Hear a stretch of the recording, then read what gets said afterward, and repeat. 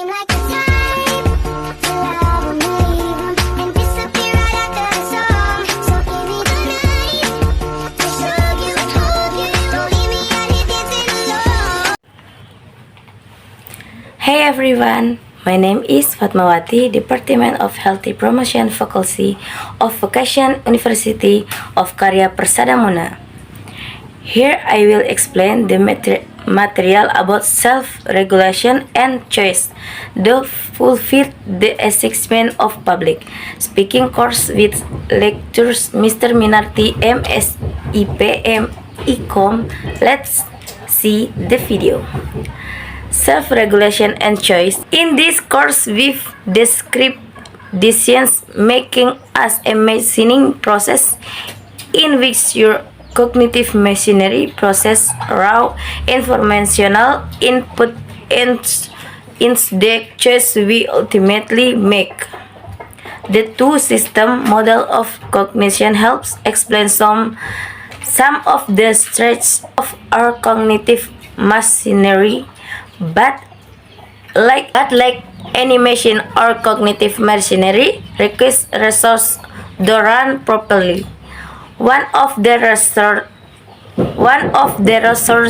that our minds require the vocation, will, and make good decision is known as the exclusive resource of the edge resource. And cognitive operation especially require self-control or self-regulation tends to not work as well. Executive function. The exclusive function is one important feature of which system two is in charge, but the two are not equivalent. The exclusive function is the control room of the brain, the part that directs the rest of the mind and the conscious, and it is where self-control resides. The exclusive function is a set of cognitive faculties spread across the brain. Executive resources are the theoretical construct as to describe and explain observed phenomena. The exclusive function is in charge of many things, but its self-regulatory function are primarily related to Fon's domain: attention control, emotion regulation, impulse override, and behavioral medication, and behavior medication. One way of generalizing across all four of these domains is that they all describe a situation in which system 2 is trying to override a system 1 response. This one way to think about exclusive function failures is a system 2 failings to regulate in system 1. Resource depletion. Ironically, self-regulation is often what leads to self-regulation failures. In other words, wherever we exercise self-control in the four domains, we are consuming some portion of the limited pool of the resource required to further operate the exclusive function. Consider the exclusive function as a machine requiring fuel to run properly. When you ask a machine to do some work, say you love more, you consume some of the fuel from the fuel tank. You may be you may be able to mow 2 or 3 times with or having to worry about the fuel reserve. At some point, however, the work done by the machine will have burned through all the fuel, and the mower will stop working and work again until you replenish the fuel supply. You can think of exclusive vacation is the same way. Express self-control every once in a while, and there is no problem, but exercise a great deal of self-control over a short period of time, and the self-control machine runs low of fuel and stop working as will. Those records will replenish with time. Over the short terms, it's possible to run low.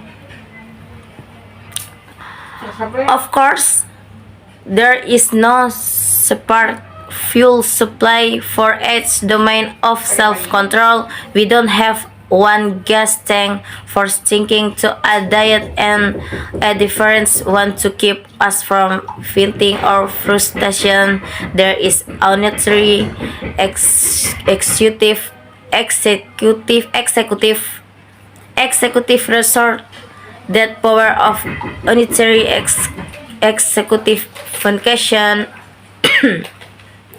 Thus, any taxing bit of self-regulation in any domain is likely to leave us prone to self-control failures in another domain. Search in exclusive resource depletion. Two ways that depletion offered collide with decision making. The first we've already talked about. When our resources have been depleted, this is we are likely to make change exponentially when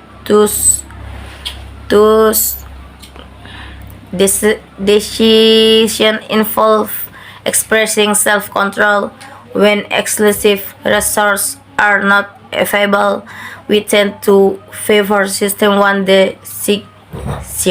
The second way that ego depletion occurs with decision making is that decisions making can cause depletion. According to some research, the act of making a decision is an act of the exclusification, and as such consumes some of those precious resources that are also required for self-control. The result is that after making decisions, we may have favor of those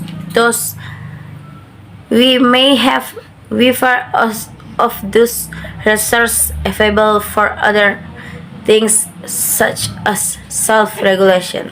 Authors have run a number of experiments to teach this phenomenon. In one study, some people were asked to make basic consumer choice in such categories as desserts, scallops, candle, and shampoos. People in the order conditions saw some advertisements and were asked to rate how much they liked them. After this, everyone had to perform a self-control task to plunge his or her arm up to the elbow in a vat of freezing cold water and hold it there as long as possible. In another study, researchers intercept people coming out of a shopping mall and administered a survey asking them about their decisions making during that day's shopping. At the end of the survey, participants were basic with a page of 100 addition problems that each record summing to digits number people we are to do as many as they called, but we are told that they call quit anytime they wasted. Consistent with the initial hypothesis, the research found that the more decisions the shopping mall customer had made and the hard they had worked on the decisions that the wafer made problems they were willing to do and do before they got right.